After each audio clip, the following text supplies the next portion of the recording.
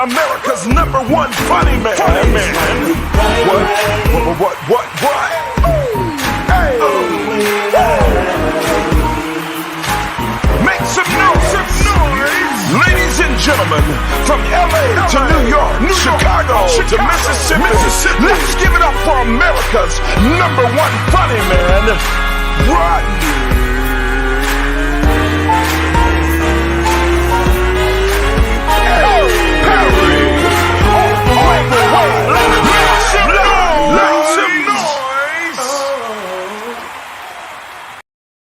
What up, party people? It's your boy Rodney Perry. You're tuning to Rodney Perry Live. So this morning, I get up. I'm feeling bright.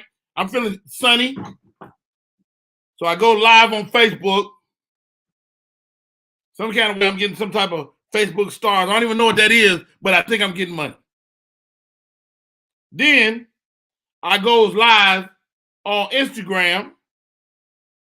And look like I'm getting some money over there too. They was buying badges. I don't know what none of this stuff is. But thank you, Jesus. Sheila, thank you for coming in. Sylvia, man love, man respect. My co-host today. Let me tell you about Rodney Perry before I bring these guys on. I'm what you call an idea man. Okay? Now, I'm not always great at implementation, but I'm going to have a great idea. And one of the great ideas I had with this show, I said I want to have a new co-host every day. I want to bring somebody on here, and it's a lot because y'all be busy. My friends be busy. They can't come on every day. I ain't got no money to pay them, but I do want my friends to come on here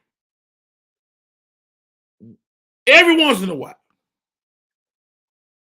One of my boys hit me up. He said, dog, I love the show. What I got to do to get on? I said, you done already did it. Welcome to the show. We go back many, many years. I remember watching his comedy and wishing for the day when I would be that funny. He is also a winner of the Bay Area Black Comedy Competition. We share that distinction. And knocked down, flat out funny, and he is Inspector Gadget. Welcome to the show, Jeff Brown. You know what I love about that intro, sir, is how he said, I prayed for the day I would be that funny. And he didn't finish. Well, that day passed about 6 years ago, ladies and gentlemen. And now, what's going on, man? What's going on? Dude, Jeff Brown, when I was in my formative years, myself and my best friend Harry, you were shout out to Harry. You were one of the guys that we looked at, man. And to come to Hollywood and to meet you and to find out you were really a dope guy, you know. Oh. And how about this? You're not going to agree with Jeff Brown all the time. But you don't want to piss him off.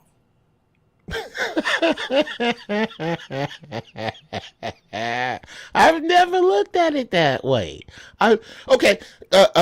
Hey Sylvia. Hey Sylvia. Look, if I can say anything about Rodney Perry, ladies and gentlemen, if you go watch a Rodney Perry show, all the jokes are funny. I know, right? Right? See, my friends know me. I'm up early. All the jokes are funny. But you know how to be a comedian you watch and you go, man, he was funny, but he wasn't really for me. If you sit still and face forward and speak English, Rodney gonna get you before you leave. Rodney gonna get you. Rodney got a spectrum of jokes. Every time I watch Rodney, I break my imaginary bat across my knee. I wish I'd have thought of that. I love your notes, brother. Isn't that the ultimate compliment for a comedian? I wish I thought of that. Yes. To me, that's the ultimate compliment. Yes. And those of us who don't steal will do this. Hey, man, I had an idea like that. Here are the pieces that I had. Please. Add them. Because it don't make no sense for me to work on it if you're doing it. You doing it better than me. You doing it, bruh. Here, I saw this. I saw that. One of my favorite, I'll shut up and get out of the way after this. One of my favorite bits of Rodney's. There are three. We don't have time for me to go into all of them. Is this? It's just stupid. It's just stupid. It's called Big Legs. And Weak legs. Weak legs. I got a woman because I like her behind, so she can't have weak legs. Big booty. Yeah, big old booty with weak legs. And Rodney would do this woman falling because her legs were big, and it was not just the physicality of the bit. It was the bewilderment, the embarrassment. Where's my purse? Who saw this? And you could see all that on Rodney's face. And every time I would look at him, I would get kicked in the stomach again to watch him do this stinking bit. And then he has super complex ones, and then he has super silly ones. He's all over the place. Bro, I've always respected your get down. I really mad love, mad respect.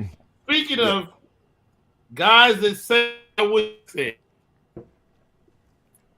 and I give him this distinction because he is the fastest from zero to headliner I've ever seen. Wow. And that's including everybody. He's a vet like myself, served in the United States Navy. He completed his tours all over the world, and then he began to follow his dream. I take my hat off, literally and figuratively, to this guy. He's just a funny guy. I count him as a friend, and enough of my meandering. Ladies and gentlemen, welcome to the show, Mr. Marvin Hunter. What up? Yo, What up? you got the sound effects. I like that. Man, I'm telling you, man, my little niece showed me how to get one of these little things here, man, on Amazon. Oh man, I'm like a child, man, like a child with it. Hey, you know what? That's why I want to start today, and we'll be remiss not to bring in the homie. This show is powered by Media Room 360. Miss Shani Scott on air. Good morning. Shani Scott arguing this morning How you with doing, Mike man? Sean to take over Legends. Yep. I love it. I love it when y'all argue. Because Yeah. Shani Scott is so passionate. It's just so funny to me. Anyway, Oh, her heart be in it, bro. That's all the way. yeah. She's the Bucky Dent of this show. She is the Bucky Dent. For those of you, I went way back in baseball. Bucky Dent. You went way into the trenches. Died for every ball. Bucky Dent was in it. Bucky Dent. All right. You mentioned Amazon. Does anybody else on this show have a problem with Amazon? I don't know about y'all. What's up, Teresa? I buy shit from Amazon every day. Like, there is something en route to my home right now. I don't know if it's the pandemic. I buy water. I got all type of lenses, camera shit. Yeah. I got. They're your genie. I got a garage sale over here. Brother. Marvin, what's the best thing you got from Amazon and something you bought? You like, what am I doing? Oh my God. The best thing, man, I got this solar generator that was like worked off of the sun. Man, that thing was off the chain. The stupidest shit was this thing here. You know what I'm saying? It's a problem, man. Before the pandemic, I used to be on my wife like, why is there packages coming every day? You got packages coming every day, man. During the pandemic, something happened to me. And now I'm worse than her. Package every day. Man, every other day at least. And how about this? It's like Christmas, low key. It is. Yeah, my wife told me the other day. I opened one of your packages. I was like, what? Why would you? I'm sorry, why? Because it came to the That's house. my Christmas present. Yes. Inside the home. Right. Speaking of Christmas, and wrapping gifts, my cousin Joe, God bless the dead, for 3 years straight, got up and opened everybody's gift on Christmas Eve at 2 a.m. That did happen. The beating that ensued was amazing. There was, oh my God, I got my grandmama went bananas. Wait. I'm a little scared of Tell me Joe was a child. Oh no, bruh. Yeah, we was kids. Yeah. Well, who's sharing Christmas with you that's grown? That's gonna do that. I'll fix these fools. No. All this shit. Yes. The Amazon vans remind me of the Handmaid's Tale. That's all. Yeah. They're a little creepy. Them gray vans, creepy. Yeah. Does anybody else get bothered when folks pull up in regular cars though? I don't like that. You know. I don't like, and it's always late. Yeah. It's at Yeah. night. I got a Ford Festiva putting up in the driveway. Yeah. Dropping your stuff off. Well, I live in a building, so they always, and when you get off the elevator, my loft is the first one. So the Amazon man or woman, they don't feel like walking the whole loft, so they just sit everybody's package at my door. So you think it's how Christmas, nice but is it that? ain't. I mean, I know I'm not ordering. I'm like, what is this? Maybe somebody sent me something. You got a table saw out front of your door. You're like, what am I gonna do with this? Listen, I just put it in my little cart and roll it around in their loft. I thank the Lord for your integrity, because You I work certainly would be. I would have that shuffleboard arm scooping stuff on in the. I would decide who get what. Oh, this is nice. I've always wanted one of these. No, she's not getting that. Oh, she always lets her dog poop right by my car, so no, she's not getting that. Yeah, I would be that person. Dude, Mm.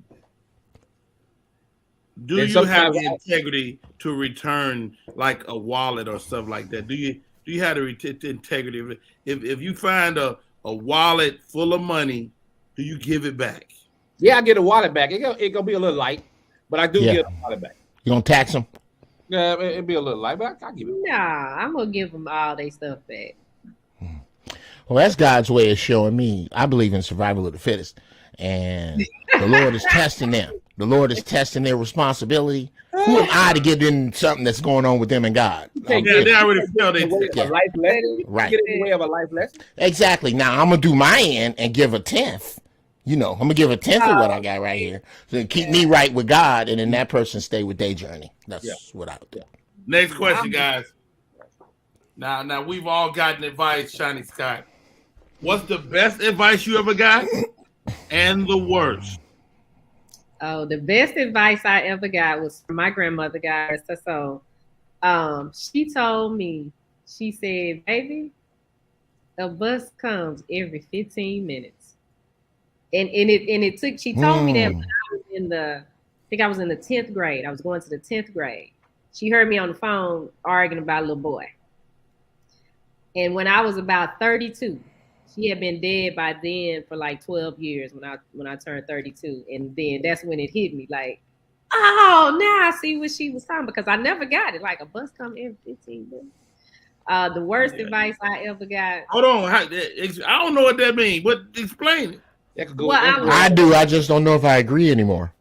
Yeah, basically saying don't tie yourself up with him. If he acting like that, another one coming. The bus come every 15 minutes. Wow, Every 15 minutes. come on, Grandma. Yeah, because it was a bus like stop right across from her window, and she'd be like, "You see that bus stop right there?" I said, "Yes, Never yes, come. ma'am." She said, "A bus come every 15 minutes, right?" Come back? on now. And I was like, Wow. "Yeah," but I never figured it out until I was about 32 years old. And the Wow. worst advice that I got, the absolute worst advice I've ever gotten in my life was do unto others as you would have them do unto you, because that is a lie. That is a lie. That's a lie. Is that a lie? That's a lie. You treat people the way you want to be treated, thinking that you're gonna get that it's gonna be reciprocated, and that is not true, because everybody is not raised the same. Everybody is different. I don't even teach my kids that. I do not. Well, teach my hold kids. on. Is it a lie or is it naive? Is it ineffective? It's Yeah. a lie. Hold on, let me jump in here. Hold on. I think it's the truth, but the part you added, the part about them doing right by you. It don't say that.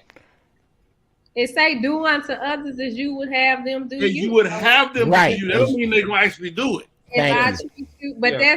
that's how they taught that doctrine, that if you do this, then this will happen. So that's why I don't teach my daughters that. I'm like, Well, they was wrong. They was wrong, girl. Here how it go.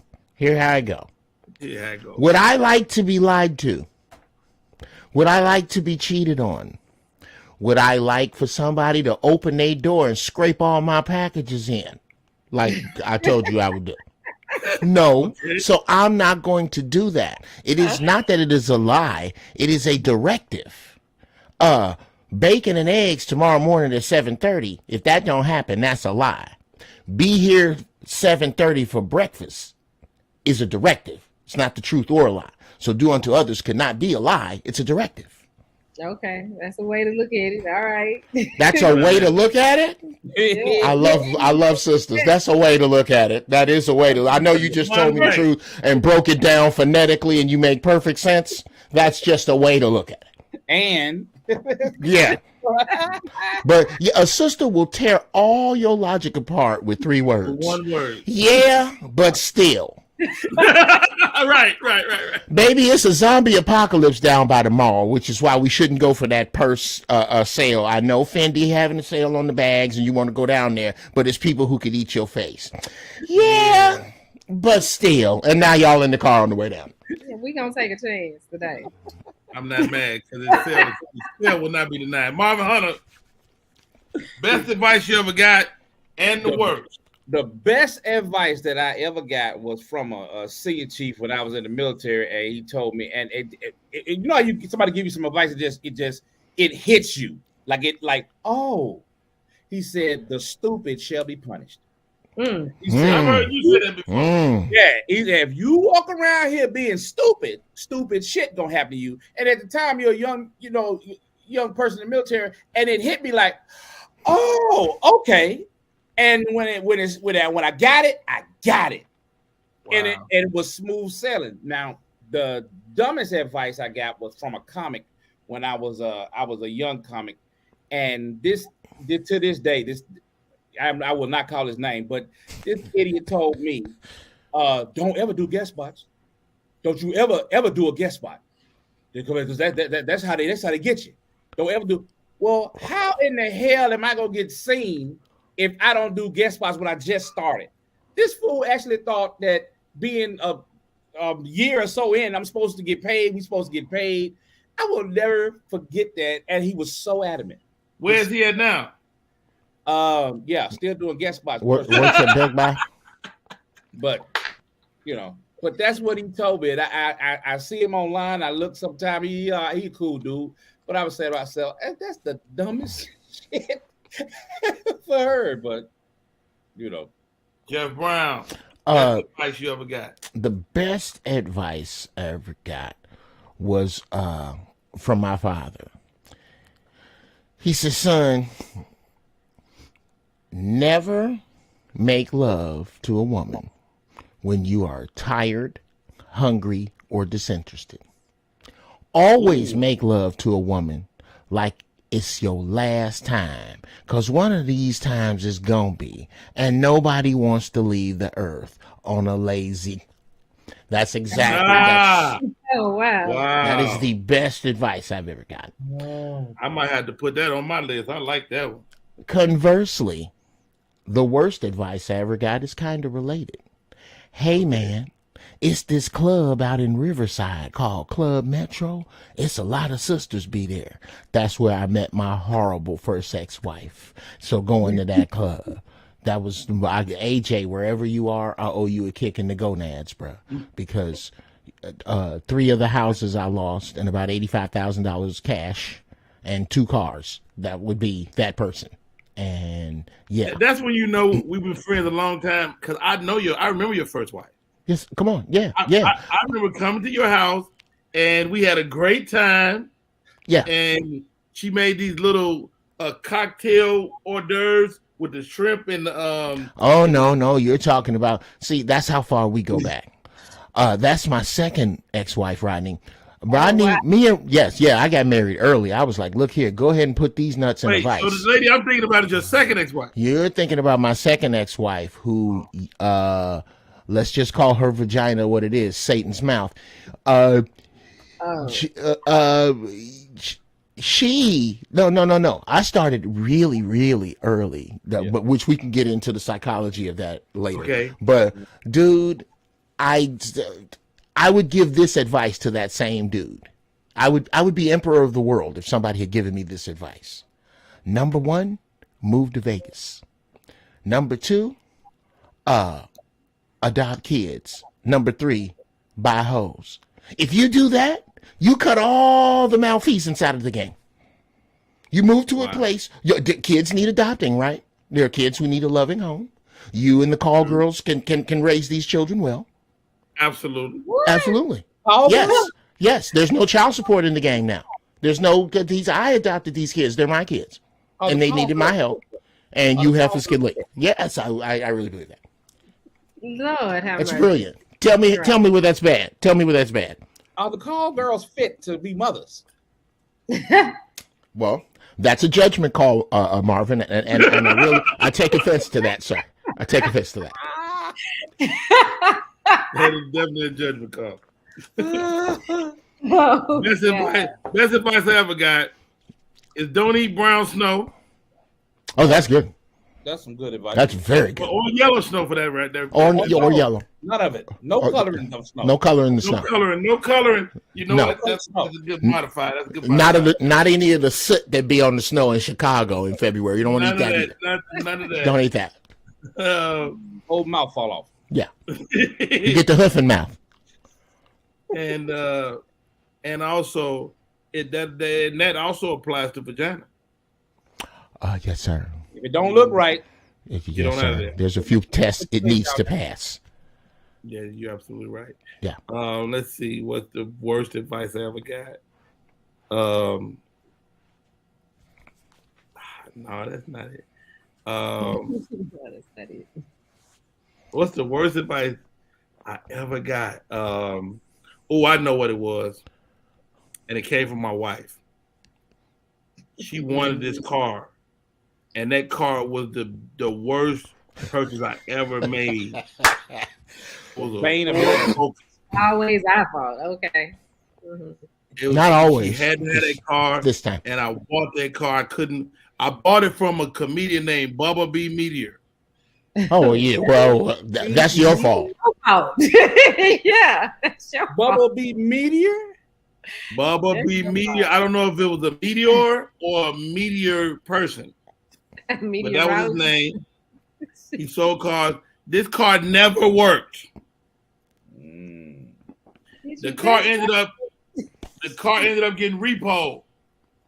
I hid the car successfully for 6 months. Not bad, sir. Bravo. I finally get a call one day.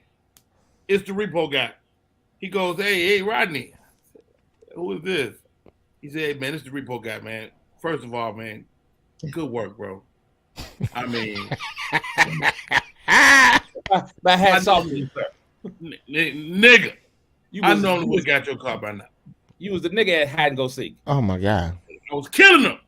I was walking in 3 miles.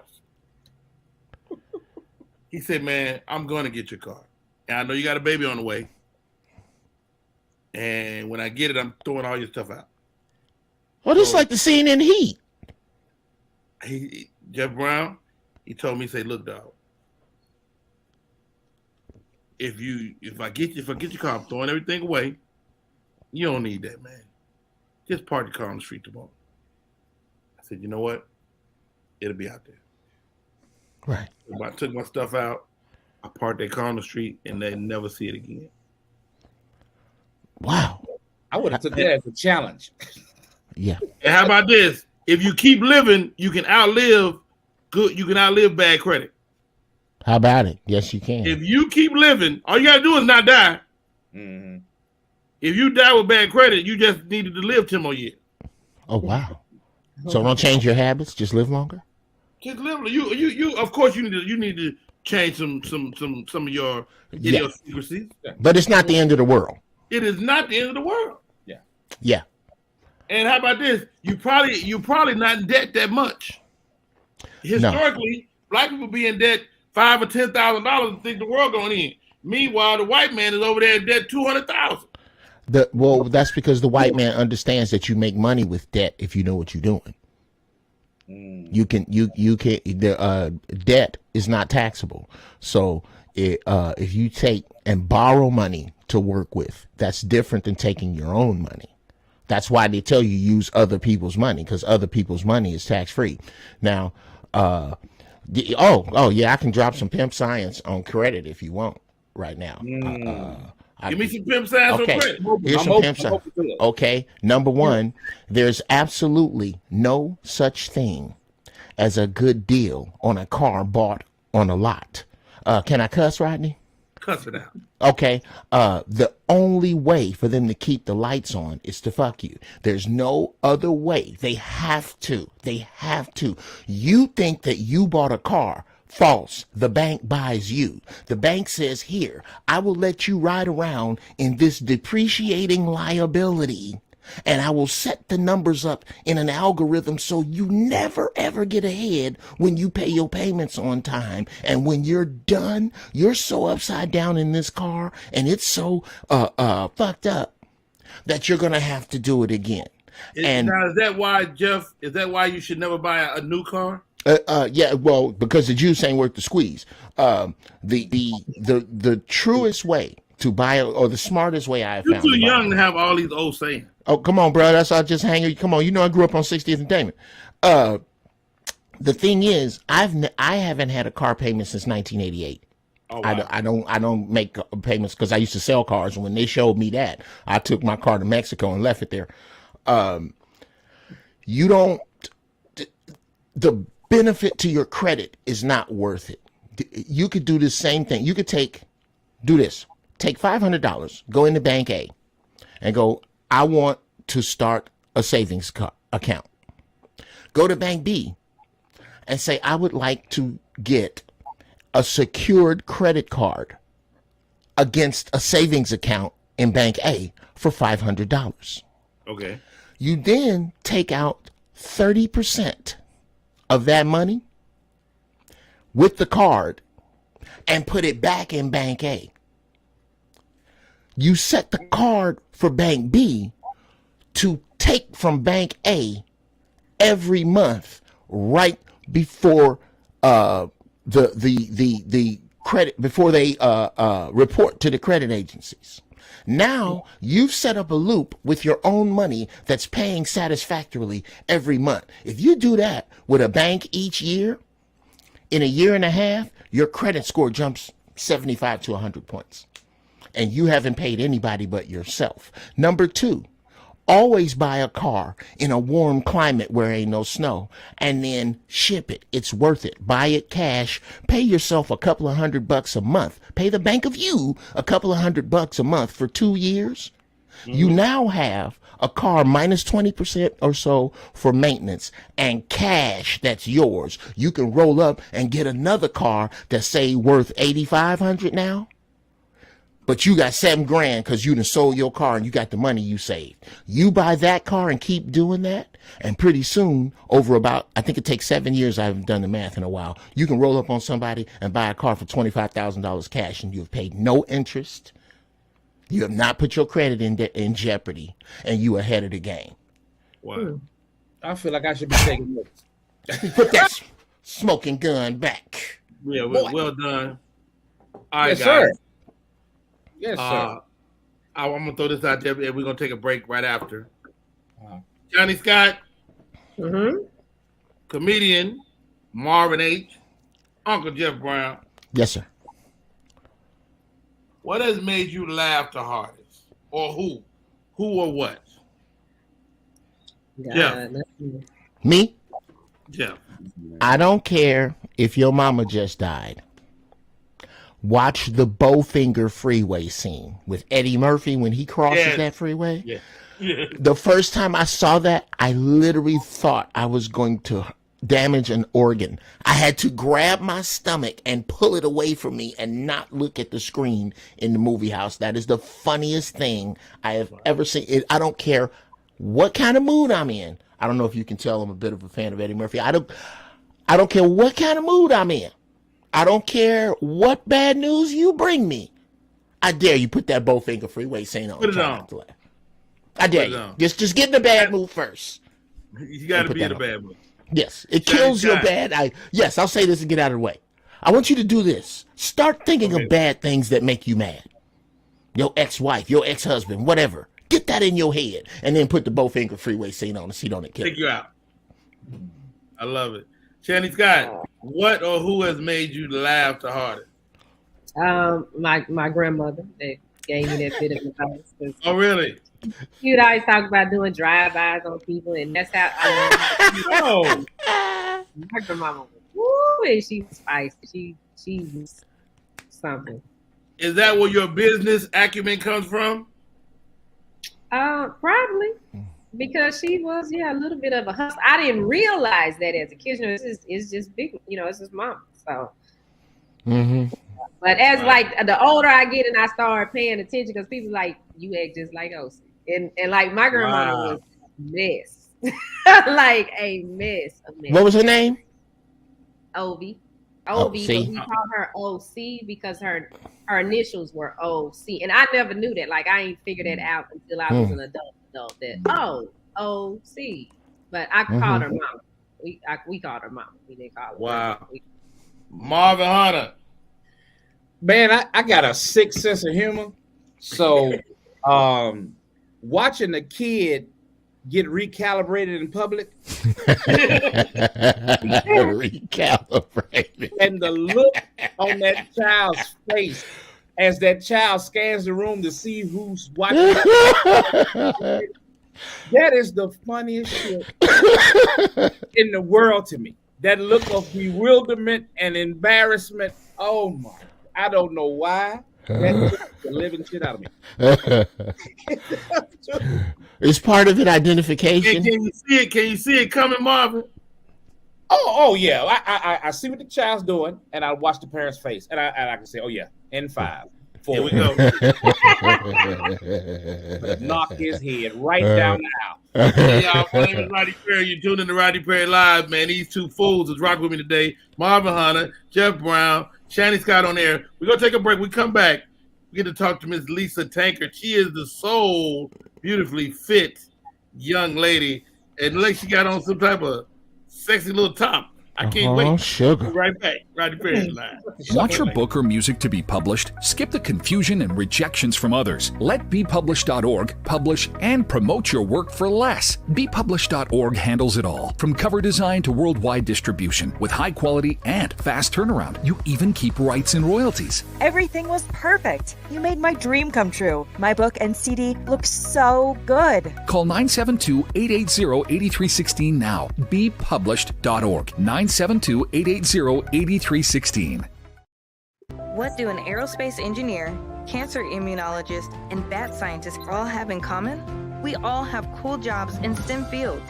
Whether it's building robots or learning to code, girls everywhere are finding their passion for science, technology, engineering, and math through positive role models and mentors. So dare to dive in, get connected, and explore. You never know what your future may hold. Learn more about these and even more cool jobs at SheCanSTEM.com. Rodney Perry Live on Thursday. We got the Morning Quickie with Sherelle E. Thompson. And she's going to break down some myths, some sexual myths. So y'all, you got to tune in for these. These segments be crazy. All right. Let's get into the show. My guest for today, my first guest, and I see you, Selena J. God bless you, sis. Ladies and gentlemen, coming to the show. I count her as a friend. She is the queen of fit. We're doing a weight loss challenge here on the show. So we're talking to weight loss people from different walks of life. And I was like, you know what? Let me get my homie on here, Miss Lisa Tankard. How are you, Lisa? Hey, Rodney. How are you, Mr. Perry? So good to see you. And the business is called Soul Beautifully Fit. That is absolutely correct. Soul Beautifully Fit. Your soul is so beautifully fit. Well, what that mean, though? You know what? What it means is, instead of just fitness, you're talking about weight loss challenges, all this stuff. The reality is we have to really work on our inner, right? We got to work on our emotional, our mental, our physical wellness, and our soul. And when your soul, all those things are together, you are so beautifully fit. I love that. I love that. So it's not just the outward appearance. You work from the Correct. inside out. How are you able to come up with this idea conceptually? I like this. Rodney, you know what? You and I go back, but I have a whole history of wellness. So, long story short, my background, my education is in healthcare. My master's in healthcare. This is all I know. And then I went on to own a fitness studio. But during that time, for 10 years, I didn't, literally, I coached over 2,000 women. And one thing I found is that there were these similarities that most women had. It wasn't about the weight loss, it was about the issues they faced in life. So I started helping women make that connection. I started seeing these amazing results beyond the weight loss. It was really what happened in their lives, whether they were starting businesses, transforming their relationships, growing. And so this concept was literally birthed over 15 years ago. Fortunately, life kept happening to me. So all the life that was happening to me between me being, I was in pharmaceutical sales, learning how to talk to doctors, learning how to help people make the connection between their doctor and getting better. And then going from there and having my own life challenges, from health issues to losing my job, to being married, divorce, losing my business. All those experiences were really preparing me to bring something bigger that I knew beyond my studio was going to happen, but I didn't know what it was going to look like.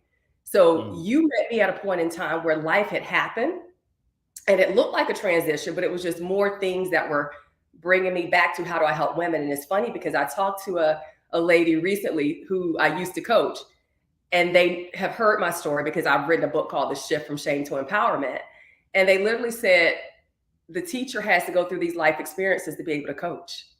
And so all the ladies I help, it was always because I had gone through these experiences. So once I ended up taking a position with a startup company, the company literally said, we want to go into the wellness arena.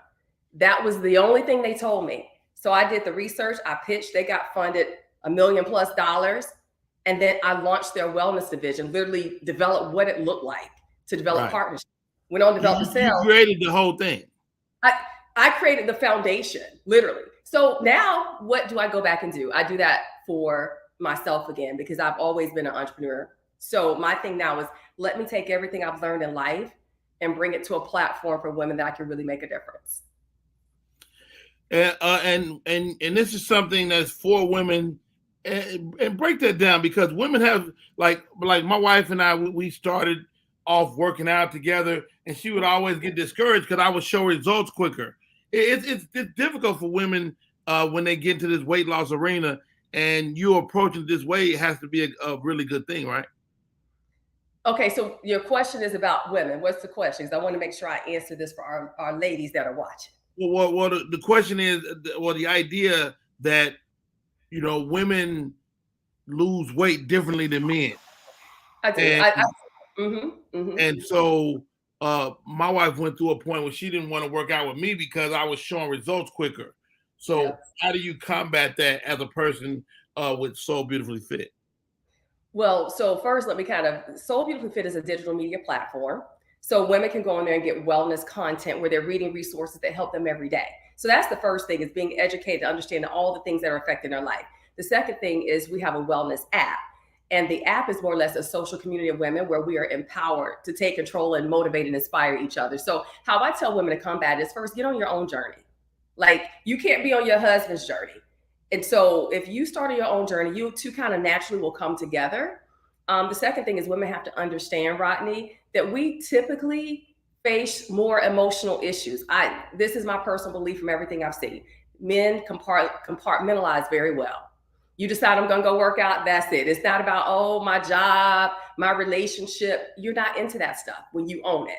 Women, we get caught up into the emotional, and that's probably the biggest part that I've seen that really affects women, not being able to handle the emotional, and then that makes them backtrack on the physical. It makes them eat, crazy things that don't help them. So I find that that's the biggest thing. The woman has to own it. She can't wait for her husband, her man, her friend. And that's the inner part I tell you about, owning us, not looking for excuses, not looking for anybody else, but also, knowing, sometimes life is hard. I get it. We get it. Now let's take control of our health. And right now, I'll tell you this. One thing I always say is we are too educated. This is why I'm doing this. Beyond my experience, we are too educated. Most of the Black women in Atlanta, master's degrees, educated, starting businesses. How are we not educated enough and driven enough? We're driven in those areas, but not in the area of taking control of our life. I won't accept that. Wow. Let me get my co-host into the broadcast. Marvin Hunter, also Jeff Brown, and Shiny Scott on air, because I think this is something that we can all kind of unpack together. Her name is Lisa Tankard. Thanks for coming on today, Lisa. Shiny Scott, you got anything as we attempt to unpack this idea? I like the idea. Yeah, because you touched on something that is so true. I know when I get stressed out, I eat and eat and eat, and I don't eat junk. Like I want food with, like enchiladas that I cook, or something real cheesy. So it just throws everything. It throws everything off when I'm trying to work on maintaining a certain body image and getting to a body image. Outside of just doing it. What other advice do you offer to women when we go through stuff like that, those emotional roller coasters, where we up and down and we want to just binge out all weekend? Yeah. Well, it's a process. So, Shawnee, to your point, the first thing is recognizing that you do it, right? And then it's like every time A happens, I eat. So if it's every time I'm around this type of person and I'm stressed out, whether it's work or, the kind of relationship you're in, this is what I do. Now you start to know what that habit is going to be. Start with one thing, catch that habit. Once you catch that habit, now you're literally reprogramming yourself. And you're saying, okay, now I know this is going to happen ahead of time. I'm going to make it a different decision. So you have to literally reprogram yourself every single time that happens until you get results. And this is the thing, you got to keep doing it until you get results to realize that it's working. And that's the first thing I would tell anybody to start with. And then the second thing, which probably is the first thing, is really do it for a real reason. Find a real reason. We were just talking that I feel like we're too educated, particularly as Black women, to make excuses not to take control of our health. I think about the long-term effects. We want to look good, but the reality is, do you really care about your body enough? Do you care about your health enough? Do you care about the long-term results? And we got to dig a little deeper and not be superficial about this thing. So I think if you do those two things and just keep going at it every single day. And I don't say it lightly, because literally when COVID happened, I couldn't get to the gym. My body changed. My weight went up. Not most people wouldn't say tremendously, but I didn't feel good. So last year, I paid a trainer. 15 years. I've never, ever in 15 years paid a trainer. And I was like, just show up. I'm going to pay you for me to show up to you. And then I'm going to tell you what I want me to do. Wow. And I'm willing to give away this money for that. So give away something. Let me ask you this, Lisa, man, because you making some great points. But I'm watching this show. Yep. First of all, we made, my wife and I made it through the pandemic. Right, she got me watching 600-Pound Life. Oh wow, golly gee. And I don't know about this, and fellas, y'all might have noticed this too. But every woman on 600-Pound Life got a man. Yes, you do. Yes, so they do. Whoops. Yes. Whoops. Maybe. I'm just throwing this out there, Lisa. Whoopsie. Throw it out there, Rodney. Here we go. Let's start church. Maybe all you skinny bitches need to eat 1,000 pieces. Yeah, started pastor. Go ahead now. Hey, I agree with you, Rodney. I always say that. Women, we're always like, oh, we think we one up on another lady overall. Some women may think that. And then you'll look and she has a man, but every man is not created equally in the sense of what we all deserve and what we want. That works for them in their life. Hey, go be it. That's not the man I want in my life, Rodney. The kind of man I want is on a whole nother elevated level. He ain't looking for me to be 600 pounds. But I feel Jim Brown, you got a question for Dr. Lisa Tankard? Yeah, Doc, I got to push back a little bit on that. Okay. When you see a 600-pound woman with a man, she done found a way to not let that 600 pounds get in the way of the peace she provides for that man. Mm-hmm. Okay, I will take some peace over a piece any day. That's what when you see this girl is fine as hell, got a sharp car, got everything together. Why can't she keep a man with a taser and vice grips? Cause she ain't got no peace. When a man gets beyond a certain age, he's beyond his dick that only wants war. He wants peace. His dick wants to jump out the window running from bullets. I'm glad I hadn't met him. I was him. I would drive to San Diego, in the words of David Arnold, with no windshield in the rain. I was him. I wanted war. Yes, so I know that's not on the health Look at Marvin's face. conversation, but you want peace. I I don't care how fine you are. Can you bring me peace? I'm just wondering, dog. Is it peace for you to have to give your wife a bath in the yard? You got to hose her off. Is that peace? No, he'll trade that for the last word. He's traded bathing her in the yard for the last word. Hold on. Lisa, ignore that.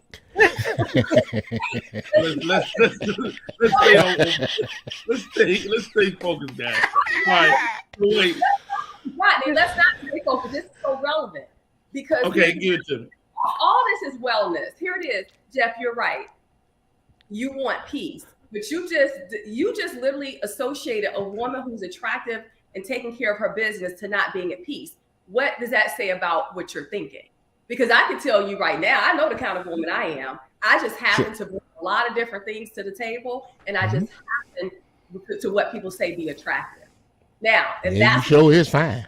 Again, and that's what you choose. Again, that's not the man for me. And so each woman knows what's good for her. If that man wants to feed her and keep getting her fat and help her to die, hey, they're meant for each other. Come on. Now complaining about stuff and he can do whatever he wants. That's the peace he's talking about. Oh yeah, You're not gonna be held accountable for anything. Oh no, sister, that's not the piece I'm talking about. The piece I'm talking about is the two letters in the words of Patrice O'Neal that say that white women is winning with O and K. The first time you go, baby, could you go pick my dry cleaning up? And she goes, okay. Wait a minute, you didn't say I ain't your slave. You didn't say that ain't on the way home from my job. You didn't say that. All you said was okay. No, okay. Yeah, that's not those two have nothing to do with one another. Actually, those two are those are horses of different colors.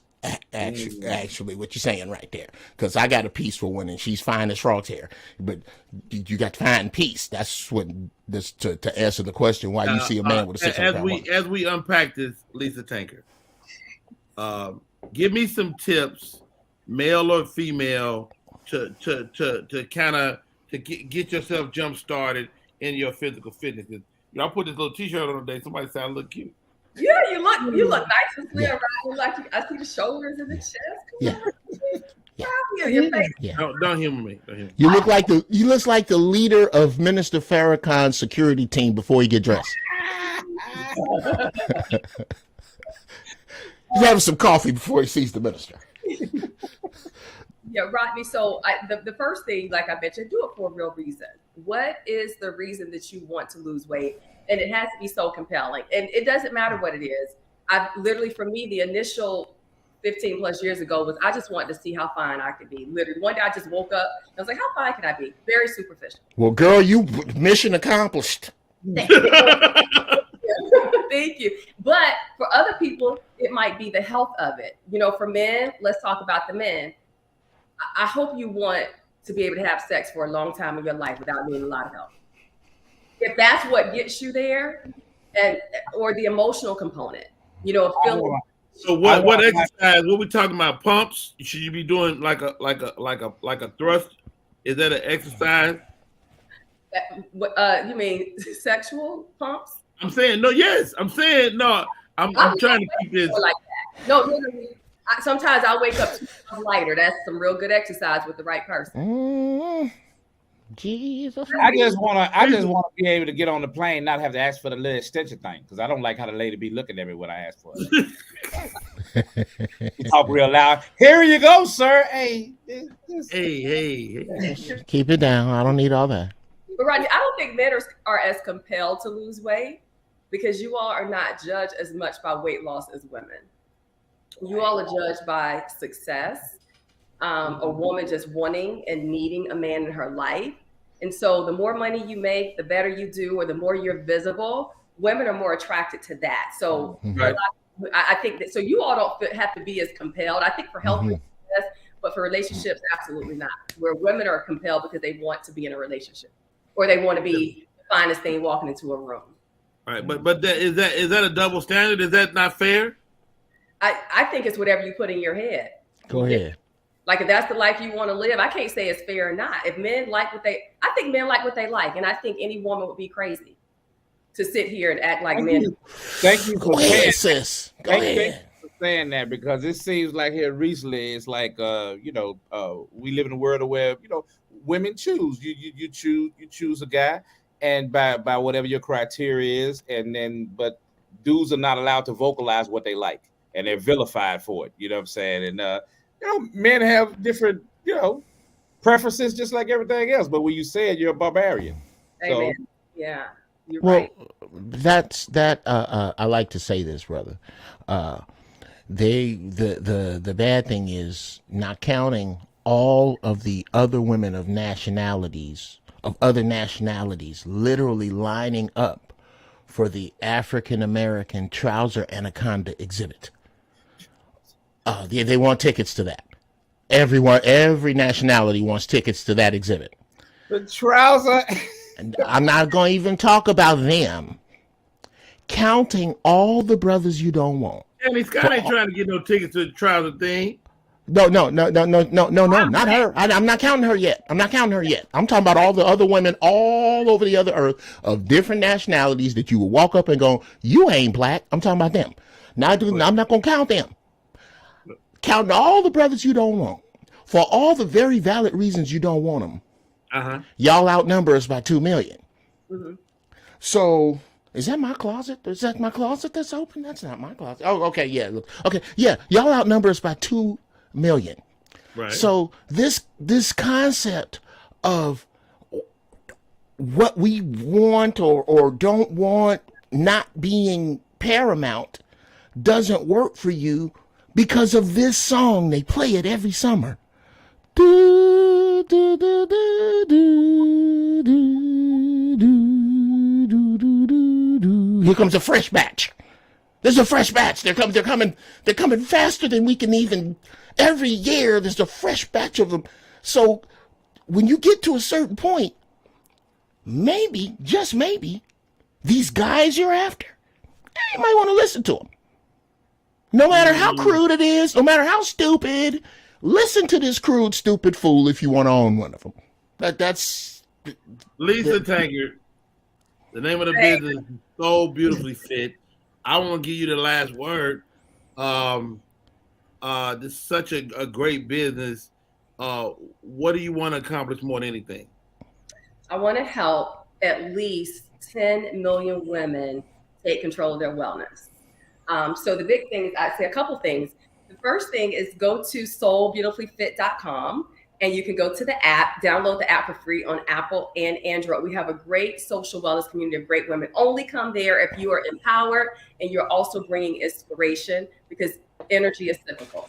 And then the second thing is you'll be able to go on the digital media platform and read, and you'll also see great content, get workouts.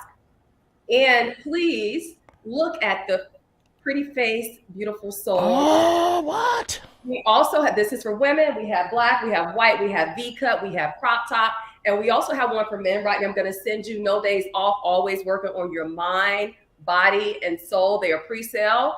Go get one right now. And 5% of the revenue that will go towards like a woman in need at the end of the year. I'm going right now. That is dope. It's soulbeautifullyfit.com. We'll definitely be patronizing the page. I got the text you sent me.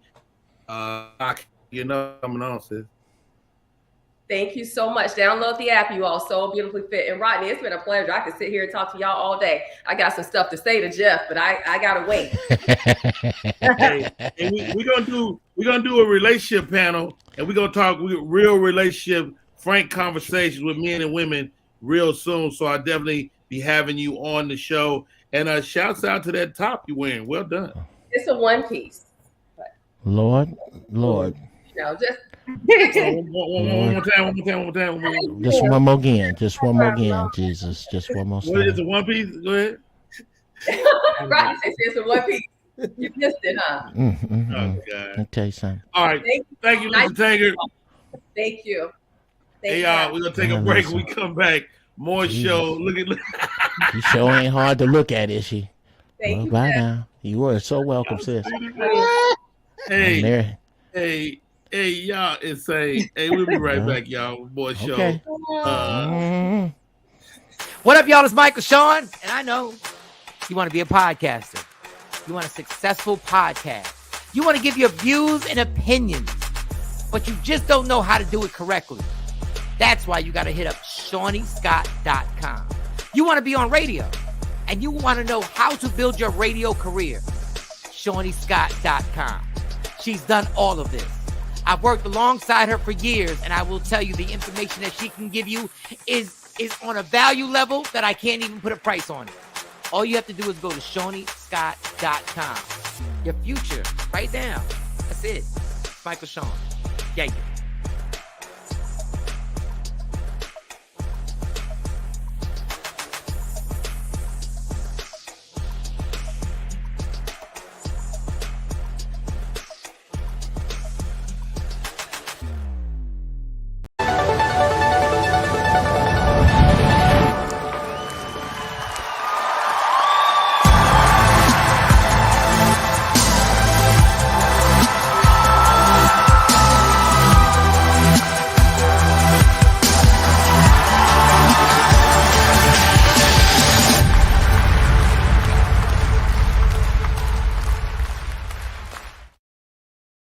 We are back in full effect. My name is Rodney Perry. You're tuned in to Rodney Perry Live. Stop right there. Get my guys up here. Marvin Hunter, Jeff Brown. Yes, sir. I did a project not too long ago. And this young man, Coach West, you there? Yes, sir. Yes, sir. I'm here. Coach West, Can you hear me? Coach West, like your daddy that went to get some cigarettes many years ago, and you ain't seen him no more. Oh, that's hilarious. Daddy, what daddy at? Daddy talking about he go get some cigarettes. He be right back. We ain't seen him since. All right. Oh, Coach God. West has since I seen him back in February, he has went viral on TikTok. Yes, sir. Acting coach and a real deal singer, Jeff Brown. All right. Okay. All Coach right, West, Coach. can you give us some vocals? Okay. All right. Order my steps in the Lord.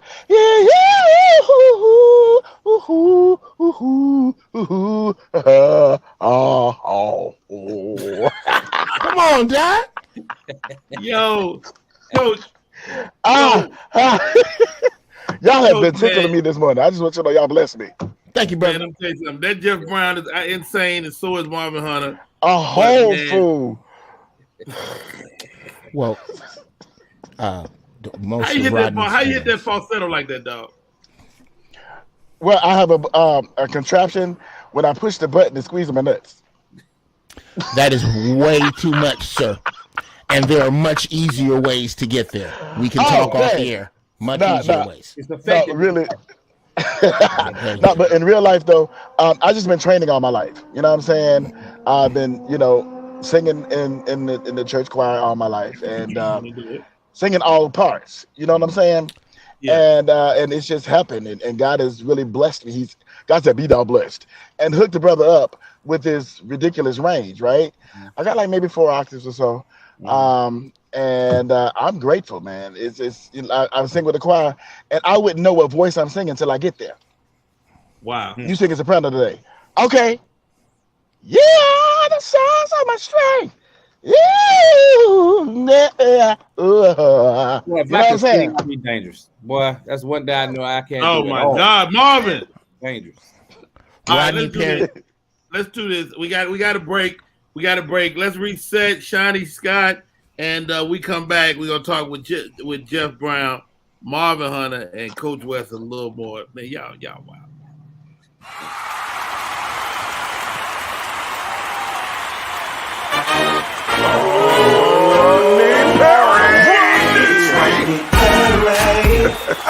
All the way live. Get ready for America's #1 funny man. What? Hey. Make some noise. Ladies and gentlemen, from LA to New York, Chicago to Mississippi, let's give it up for America's #1 funny man, Rodney.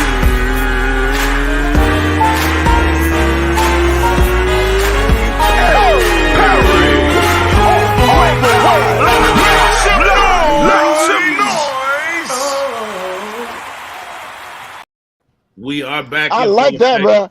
Rodney Perry. Is anybody else? Does anybody else crip walk to that song? Yo, I don't know what I'm doing. I'm beating up the crip walk. I'm doing a hard, and I'm not even standing up. But when Rodney Perry, I'm throwing up gang signs that don't exist. These are gangs that aren't real sets. That's my jam. That's in real life. Rodney. That's a catchy tune, Rodney. I need that theme music, man. Like walking out of Home Depot or something. That's your look here. Like Hey, Coach. That's Coach, that music Rodney play when he walking down the street. Yeah. Let me hear your version of it, Coach. Rodney Perry, ooh, nay, all the way live. Oh, na. Rodney Perry, oh, all the way live. Yeah, me and the coach need to talk. Yes, sir. Rodney, that thing rides, bro. Yes, sir. That's hard, for real. Yes, sir. Wow, that's big, man. Yes, sir. Jeff Brown is a producer. He's a maker of music. Yes, sir. Like, how did you know you had that gift, Jeff? Oh, bruh, like Coach West spoke of, there is no Juilliard for poor black people other than the black church. That's where black church is the music academy. You can go in a black church in any major city of any size, and there are 3 sisters in the choir that deserve a record deal. Right. Wow. I started Fountain of Life Missionary Baptist Church, 4323 South College Grove, where Marvin Yancey, who was Natalie Cole's first husband, wrote all her hits, was my pastor. And I started playing drums in there at 9. By the time I was 12. Before you ever told a joke, you was a musician. Oh, bruh. My grandmother, this is my logo. My grandmother said I used to take a Coke bottle and put a 45 on it when I was 18 months old and spin it and turn around and dance. She said that baby can hear it. That baby can hear music in his head. And it won't leave me alone. And the truth is, music, yes, Rodney, was the first girl that I danced with. And I've never been able to get away from it. In the words of a good friend of mine, Rodney Perry, Negro, if I could sing like you couldn't get me to shut my mouth every time I went on stage. But I can't write. I'm trying to learn, and that's crazy, Rodney. The biggest joke in my career, the opera from the hood, is me singing. I have to write honestly for the music. I can't find an excuse to sing. I have to write a bit around it, so I don't. It's gotta make sense. Yeah, it's got to make sense to me. But yeah, I love music. I'm sitting in my studio right now. Wow. I never knew that about you, bro. Yes, sir. Did music, man. That's awesome. Well, you know what, Marv? This is the truth. Every comic that I respect is proficient at something outside of comedy. Hi, you've reached Royale Watkins. If you're calling about comedy, I'm going to be at the DC Funny Bone on the 8th of September. And if you're calling about the pit bull puppies, the one with the ring around his eyes, $50 extra. Boop. There's always something else. They're great golfers. They're always good at something else. Yeah. Marvin is like that too. Like you be talking to Marvin, he be like, "Man, I gotta weld this thing together." I'm like, "Nigga, you a welder?" Yeah. I am a welder. 20 years in the military as well. My man. Yeah. My granddaddy was That's welder. awesome to me, bro. Yeah. So Marvin, man, talk to me about this, bro. You in the Navy. You know you want to be a comic or not? Nah. Never crossed my mind to be a comic. Always loved comedy, but never ever.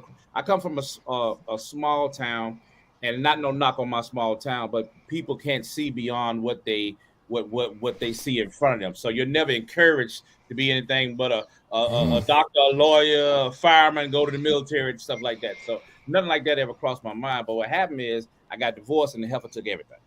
So so I ended up back in the barracks with a dude. He was a Marine actually, and he was a stand-up comic where he was an open micer. And I would go to the open mic with him, and he was horrible. Not only was he horrible, everybody up there was horrible. And it just started, the wheels turning in my head because back in the barracks, I would have him dying, and I would go to the comedy show, and everybody would suck, and it stuck with me. And one day I just got the nerve to go up there, and try it, and got that first laugh, and it's like I hit a dope, man. I've just been chasing it ever since. Wow, dude, it's such a pleasure to watch you kind of evolve into this great comedian, bro. You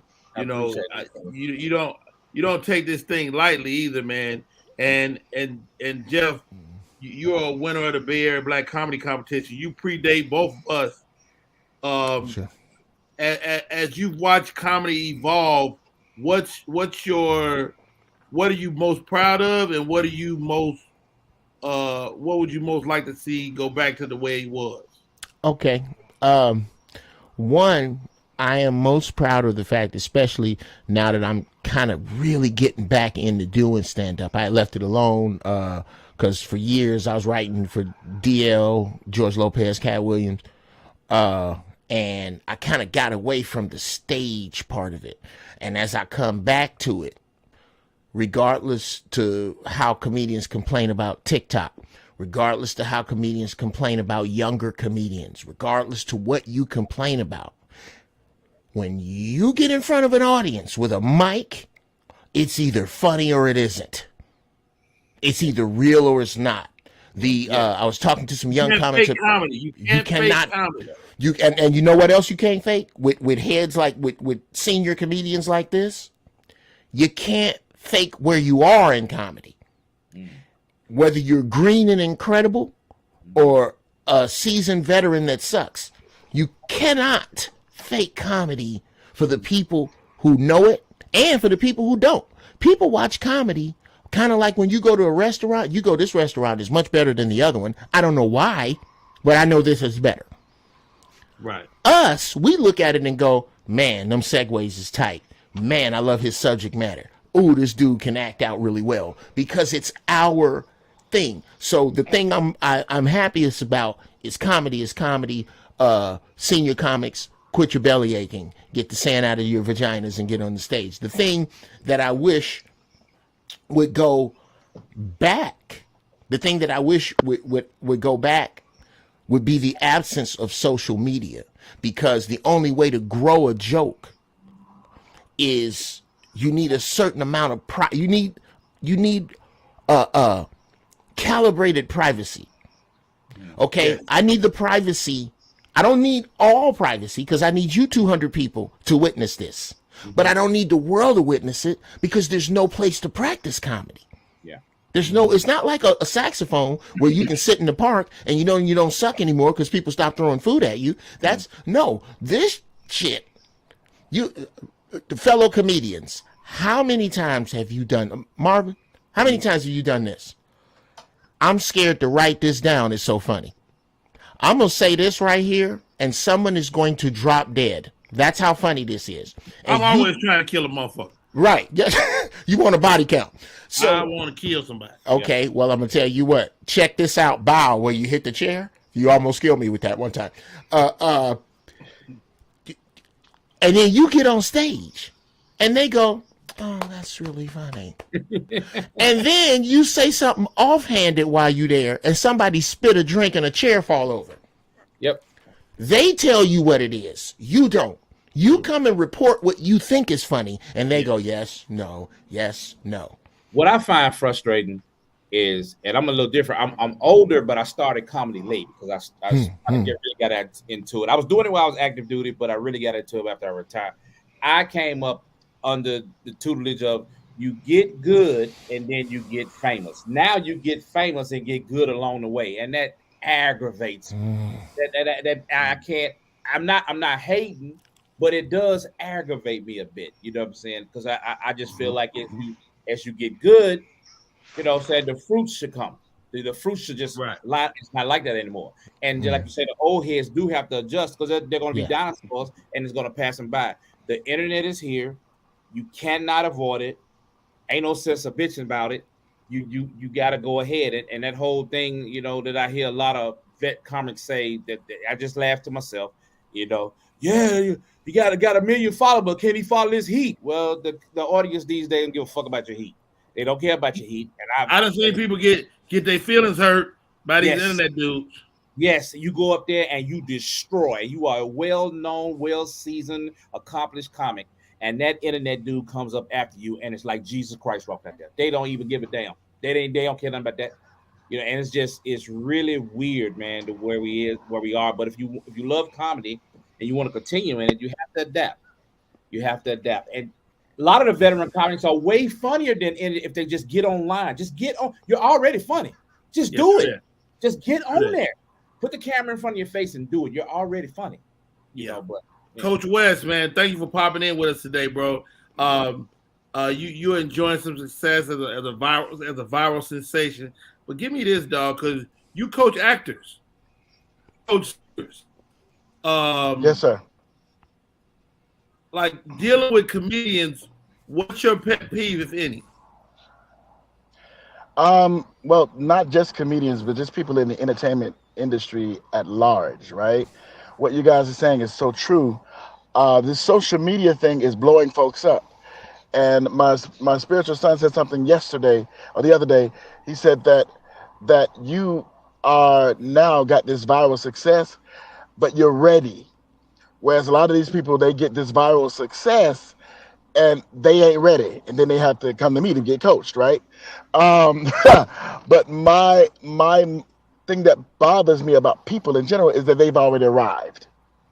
You know, do you know who I am? I don't care who you are. Can you make me laugh? Can you portray this role? Can you sing this part? And so I'm a firm believer in continuing to perfect your craft, continuing to get gooder and gooder. You know, I am a vocal coach. I'm an acting coach. I'm even a life coach, right? What the sister said earlier about working yourself from within, that's so important, that you got to know who you are on the inside. So what bothers me is that we've already arrived, and I have coaches. Hello, somebody.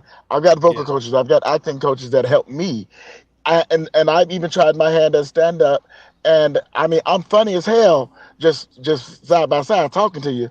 But getting on that stage is a whole other animal. You hear me? Yeah. That thing ain't no joke, because everybody like, make me laugh. I'm waiting. Unforgiving. Yeah. You know what I'm saying? They're like the Romans. But they either love you or they throw you to the lions. Yes. Indeed, one or the other. But the thing is, though, I'm just seeing that what I'm loving about this conversation right now is the diversity in the room, with each of your different styles and ways to come forth. And it's the ability to do forth not in competition of each other, but in support, right? And then really pushing each other. Like, Rodney, you inviting me on here today is such a blessing to me. I look to you like, that's Rodney Perry. Y'all know, that's Rodney Perry. You get what I'm saying? And you respect me in the game, bro, and I thank God for it, right? But I don't take it lightly or for granted. So I'm just grateful in this space. Already practicing my interview. You know, when they call me on them TV shows, oh my God, you're the viral sensation. Oh wow, can you really hit those notes? Wow. Just ladies and gentlemen, Coach Wesley singing Order My Steps. I've already practiced it. Quit playing. Hilarious. Hey, how about this, guys? We'll take a quick break. We'll come back. I follow you on TikTok too, brother. Thank you, King. I appreciate it. We'll take a break. We'll come back with Marvin Hunter and Jeff Brown, my co-host for the day. Coach, thank you for popping in. Hey, y'all, my name is Rodney Thank you so much for inviting me. Peace, in the Rodney Perry Live. God bless. Type 2 diabetes can have a big impact on your life, but how can it be prevented? Well, the first step is knowing if you have prediabetes, a serious medical condition that puts you at high risk for type 2 diabetes. 1 in 3 American adults has prediabetes, but more than 80% don't know they have it. The good news is, prediabetes can be reversed, and for many people, healthy changes in their daily routine can make a big difference. Take the 1-minute risk test today at doihaveprediabetes.org. Meet the scan, a simple procedure whose mission is to detect lung cancer early.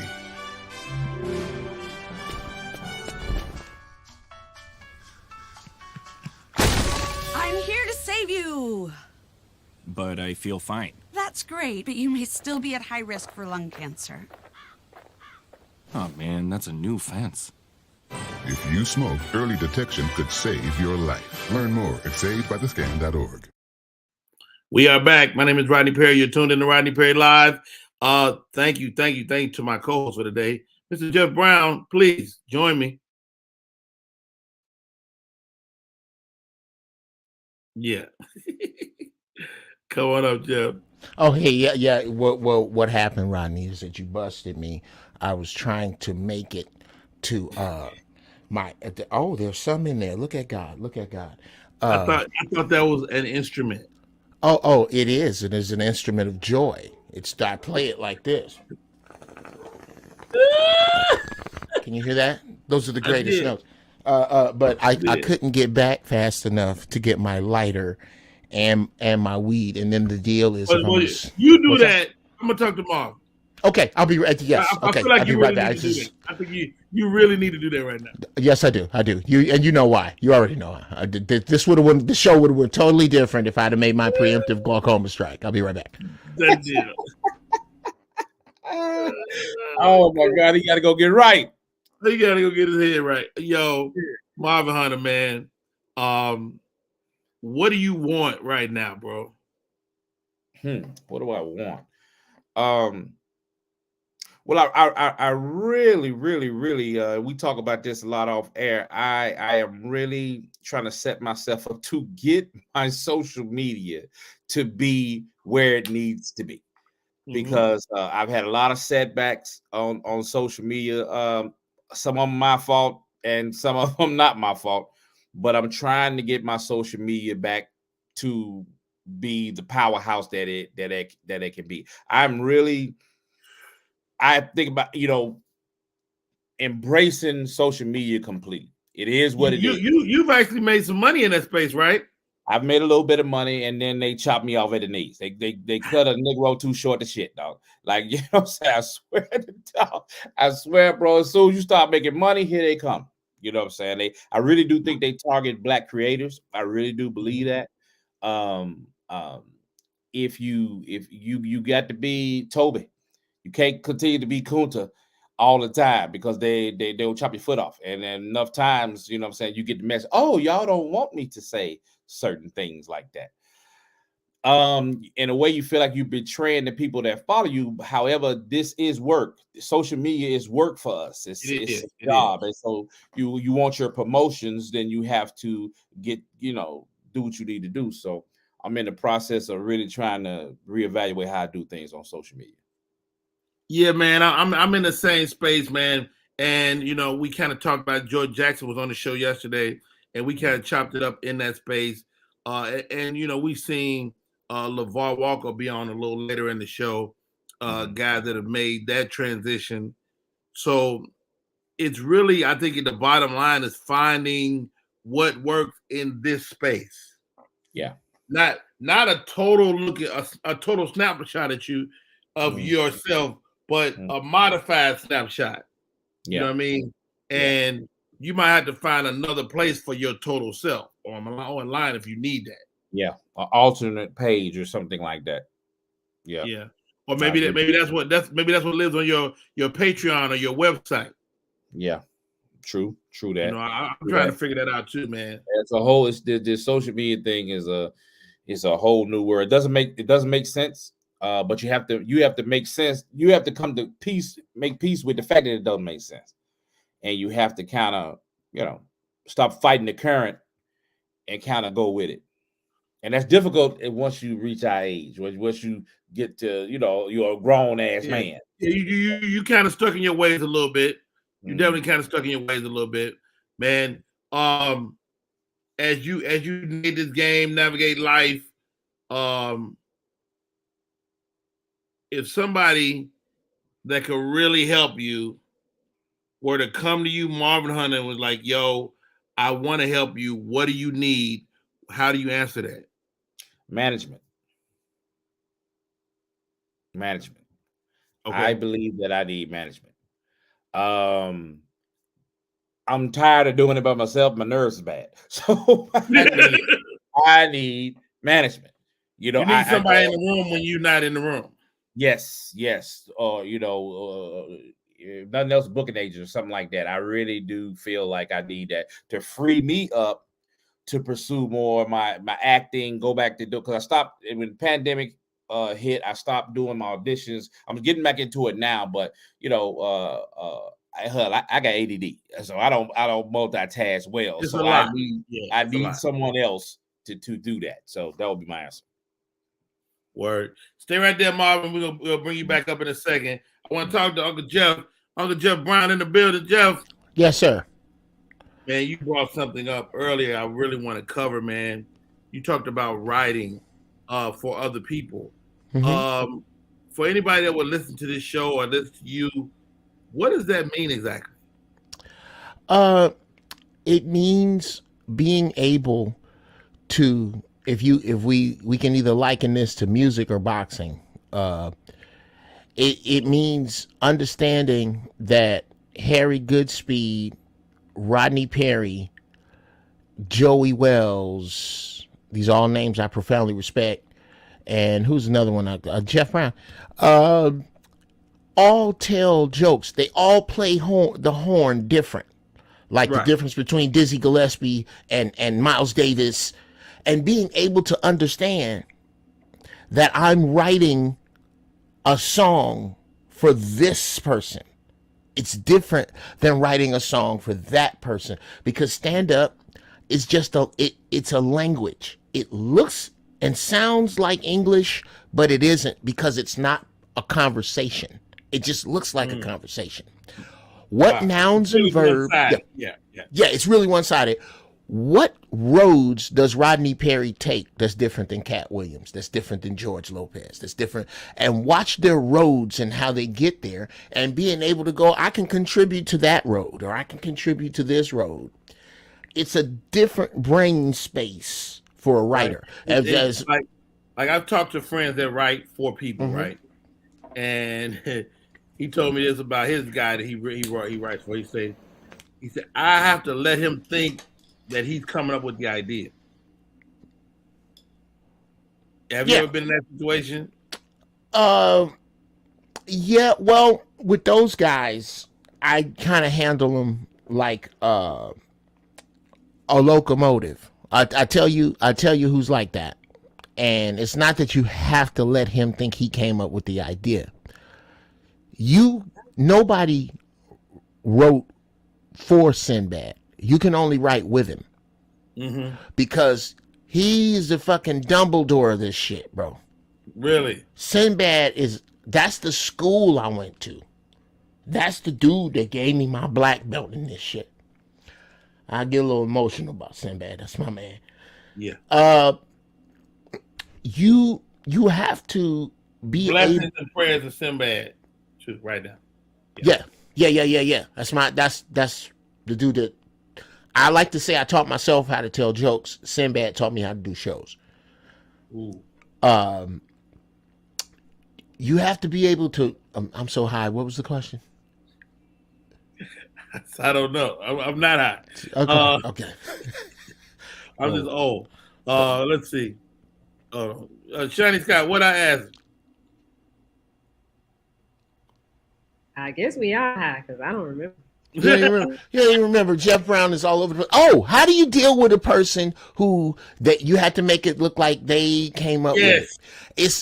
It's like, if you're smart, you don't get in front of a locomotive and tell it to stop. You just lay the tracks where you want the train to go.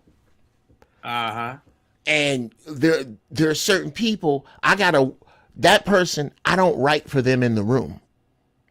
I'll let them get on stage and go, oh my God, you know that thing you did with this? Well, why don't we try this and that and then put this over here?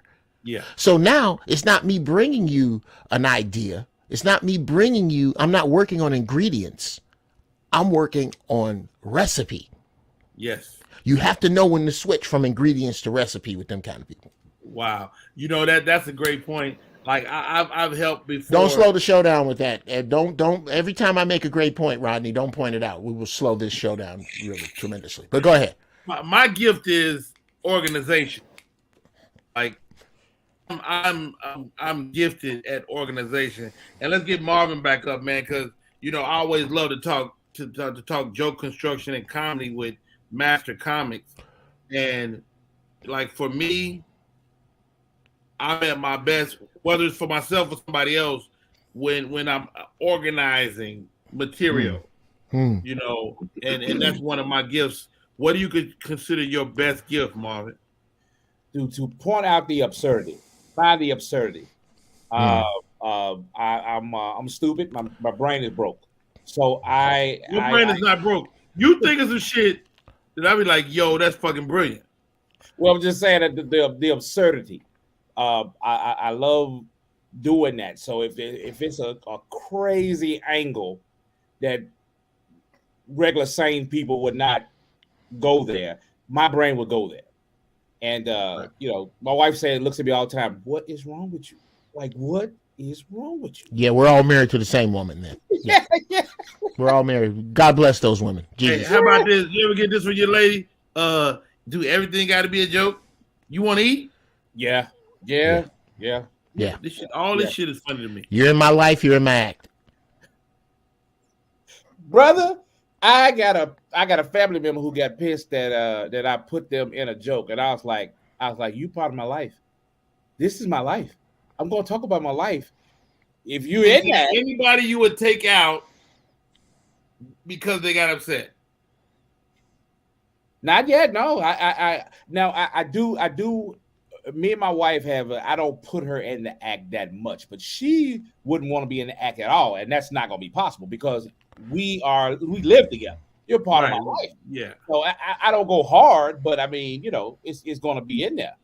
But I just people who, you know, family members who have a problem with it, I'm sorry. You know what I'm saying? It's going to happen. I think the harder you go depends upon the relationship you have with the family member. Because I personally believe that your family is made up of a group of people who decided to fuck another group of people and make some offspring, and they didn't ask you shit. That's who your family really is when you think about it. You didn't pick those people. That's why the Bible says a friend sticks closer than a brother, because you didn't pick your fucking brother. You didn't pick this fucking asshole. So anyway, with regard to and I got to push back a little bit on. I'm going to agree with both of you with regard to the comedic mind. People say that the formula is comedy equals pain over time. I say that it's not normal to want people to see you, to look at you the way that we want people to look at us. I don't think it's normal. I think it's arrogant to say, hi, I'm going to say something that you're going to find funny. I think that's an arrogant thing. And I think it is pain that broke our funny bones. And then they grew back wrong. Ooh. These three funny bones have grown back wrong. So we're going to look, this is going to get that skewed angle of things, because the average person's funny bone runs right into the thing and gets confused by the absurdity. The comedian's funny bone was broken and bends around to get on the other side of that thing, and you cannot get to shit like that unless you smoke shit like this. What about this guy? I'm sorry, go ahead, Marvin. No, what is the first funny thing that you remember laughing at? Like in your human history, the first thing that you found hilarious. Most of our memories. I remember. We used to listen to Eddie Murphy. No, Eddie I'm Murphy. talking about kids. I'm talking about back to 5, 6. I can remember. First memories, first grade, preschool. What's your first? I mean, Got it on I'm tap. listening to Eddie Murphy at age 6 and 7. Oh man, are you making me feel old? Damn, dog. You was listening? Was Eddie Murphy? Come on, Eddie wait a minute, hold Murphy. on. Eddie Murphy wasn't out in the 70s. Mid Yeah, bro. 79, I think, is when he joined. me and him the same age. So when he was 5, it wasn't Eddie Murphy wasn't. It might have been. It might have been closer to 9. Okay. I knew who he was, and he had like 2 albums that predated Delirious. Mm-hmm. And I listened to them, like the stuff with about his baby. It's cold in here. What time is it? Ooh, Right. Baby. I was listening to that. That shit tickled the hell out of me. What about you, Jeff?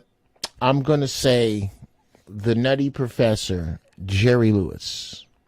I was about 4 years old, and I remember this. I vividly remember laughing so hard at Jerry Lewis when he went to the gym and was trying to pull the barbell up, and it dropped, and his arms went all the way down to his ankles. Something about that absurdity just kicked me in the stomach.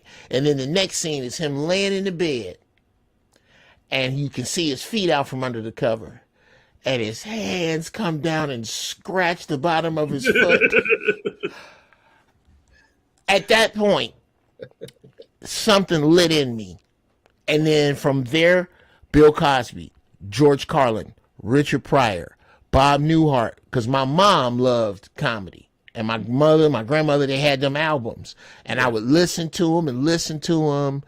And so, yeah, now I'm over answering the question. So I'll shut up here. See, that's why I say that my brain is broken. Because my first belly laugh, I had to be around 5 or 6. My brother allowed the family dog to take a piss on him. And and the dog tucked his leg up and started pissing on my brother. My brother had to be about 3 or 4. And instead of him moving, he just stood there and screamed bloody murder as the dog relieved himself on him. When I tell you, I was laughing my ass off. He just stood there, and the dog's just pissing on him. He won't move. Just move out of the way of the stream of piss. And he wouldn't do it. I remember my mom again, why are you laughing at him? I don't know. Marvin, I really do think that your comedy is, and I say this with all the love and respect, your comedy is developed enough and strong enough that you can go get therapy for that shit now and not affect your show. And I really think you should, sir. I think you should get some therapy. I think that's. But I swear, that's my first laugh. I remember that like it was yesterday, man. Like it was yesterday. That was hilarious to me. That he would not move out of the stream of piss. He just stood there and cried. That's a metaphor for life. Speaking of stream of piss, I got to go deliver one myself. We're gonna take a break. We come back. My next guest for the day. Y'all gonna love this guy, man. We're gonna take a break. I'm gonna come back one-on-one with Mr. LeVar Walker. We'll be right back. What up, y'all? It's Michael Sean, and I know you want to be a podcaster. You want a successful podcast. You want to give your views and opinions, but you just don't know how to do it correctly. That's why you got to hit up ShawneeScott.com. You want to be on radio, and you want to know how to build your radio career. ShawneeScott.com. She's done all of this. I've worked alongside her for years, and I will tell you the information that she can give you is on a value level that I can't even put a price on it. All you have to do is go to ShawneeScott.com. Your future, right now. That's it. Michael Sean. Yeah.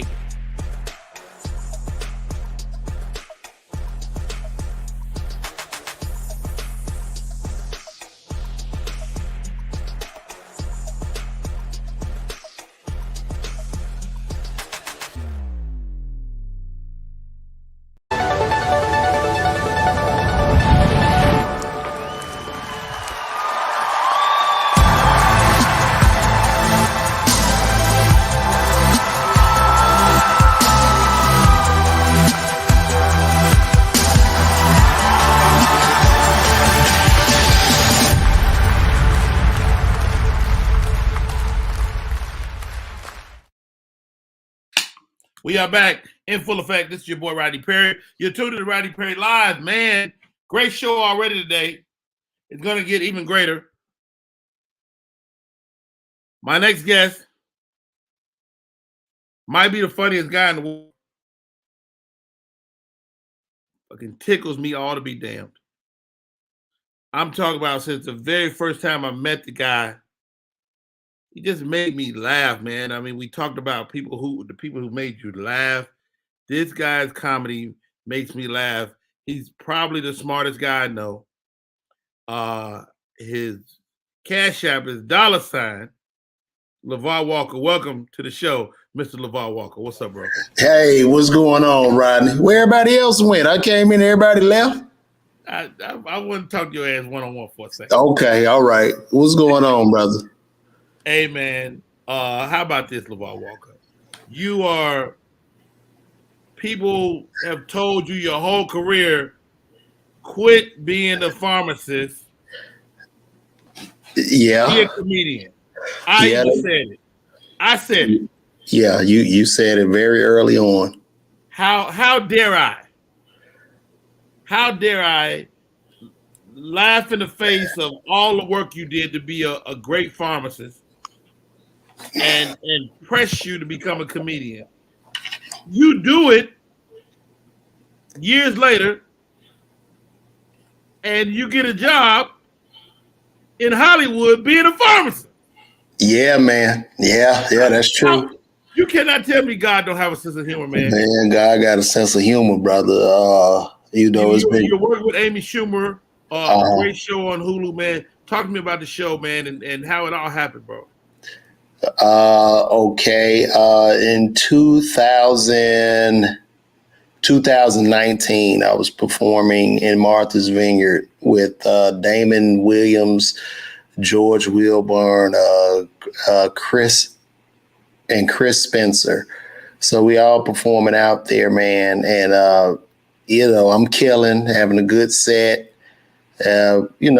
All black people at this event on the island. And I happened to come off stage and Amy Schumer happened to be standing there.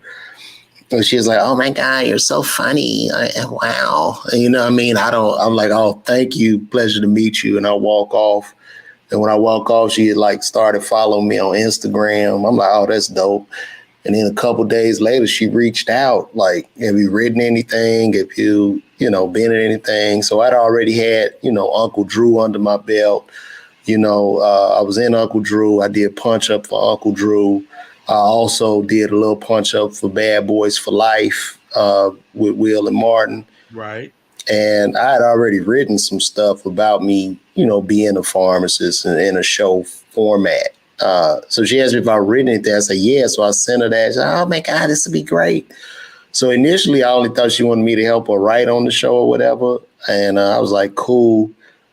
But she told me, "Have you seen the new scripts?" And I said, "No." So I get the new scripts and it's like my name in the script. I'm like, "What? Is this a mistake or something? Like, why is my name here?" And she was like, "Yeah, you're on the show. Like, you're going to be on the show too." I was like, "Oh, wow." So it blew my mind, dude. It was crazy. It's crazy. I mean, I'm still like, it felt like a dream, dude. So I look up and Hulu reaches out. I talked to the showrunner of the show for about an hour, get off the phone, get off the Zoom meeting with the showrunner, get another email from Hulu to talk to an exec. They end up signing off. Next thing I look up, it's a black car picking me up in front of the house, flying me first class to New York.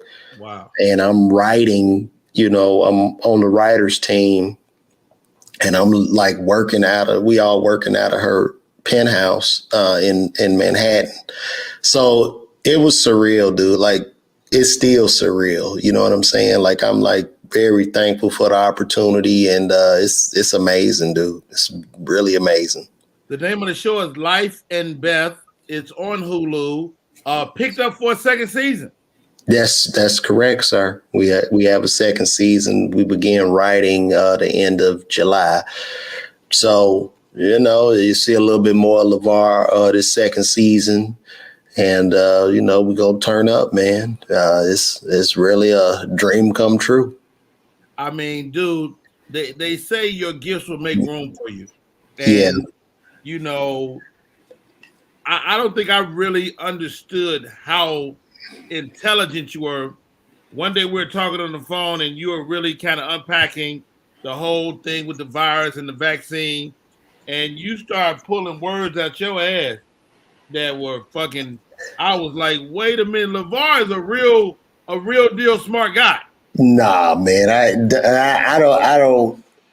don't say I'm smart necessarily. I just, going through school and learning so much information, and then it's some things I inquire about that most people wouldn't, but I don't necessarily. I had to work very, very hard in pharmacy school. I'm from the South Side of Chicago. I'm a product of inner city public high schools. So I just really. When were you at Xavier? What years? I went to Xavier from 1995 to 2002. See, I failed a year back in pharmacy school. I was pledging, and I failed biochemistry the first time I took it, so that put me a year back. So you get, as I'm leaving New Orleans, you come there. You left in 95? I left in 95. So I was there from 90 to 94. Wow, that's so crazy, man. Me and Harry were there, and we left there and moved to the Bay Area. That's crazy. 95 to 98. Man, that's crazy. That's amazing, bro. Yeah, we was right behind you, dude. That's amazing. Matter of fact, I met my wife on Xavier's campus. Oh, wow. I was dating a girl named Ciandra Henry. Uh-huh. So I dated her, and I dated another girl that from that campus as well. We was running roughshod through New Orleans. Hey, I hear you, because Xavier has some beautiful women on campus, beautiful, smart, all of them physicians or some high power person. Like, you know what I mean? Like, it's a great institution. And I want to open the floor to my co-host for the day, Marvin Hunter. Marv, what up, man? What up, boy? What's happening with you? Chilling, boy. That background make you look like you in the afterlife, boy. You see me, right? Now, I should turn it off. It do. Like, let me see if I can turn that off to make it look. We got also the great Jeff Brown. Thank you, Miss Shani Scott. I'm gonna turn this background off. Scott, you're welcome to come in if you got a question. But Jeff Brown. Hey, brother LeVar, let me first say this. Congratulations, fellow. I think we're all Chicago survivors. We have escaped and survived. I want to thank you for checking my arrogance, and I'll tell you how you did it. When Rodney was introducing you, he said you were the smartest man he knew, and I'm like, wait a fucking minute, he knows Jeff Brown. And when he spit out the word pharmacist, I don't know how many of you play poker, but right there on the flop, I folded. He's pharmacist. We don't even need to go. I folded on the flop. Right when you said pharmacist, that word was good enough, bro. That right there. Biochemistry and stuff like that. Biochemistry. No disrespect, but and LeVar won't. He too humble to really embrace that thing. Yeah, but LeVar Walker is a smart ass dude, man. Man, dude. I just look, man. I can just regurgitate. I'm okay, dude, bro. Okay, Rodney cannot do that shit, LeVar. That's what I'm saying. Rodney, I'm going to push back on LeVar's behalf. Push. Okay, all right. To just take over the fucking show because I'm high. I could read full sentences at 2. I never went to the 6th grade. I went straight from the 5th to the 7th. They were trying to put me in the 9th. I was the second person to solve the cube. I went to Lindblom. I was the second person to solve the cube at my school. But I had shitty grades because girls. So I spent 7 years in grammar school, 5 years in high school. Scored extremely high on the ASVAB.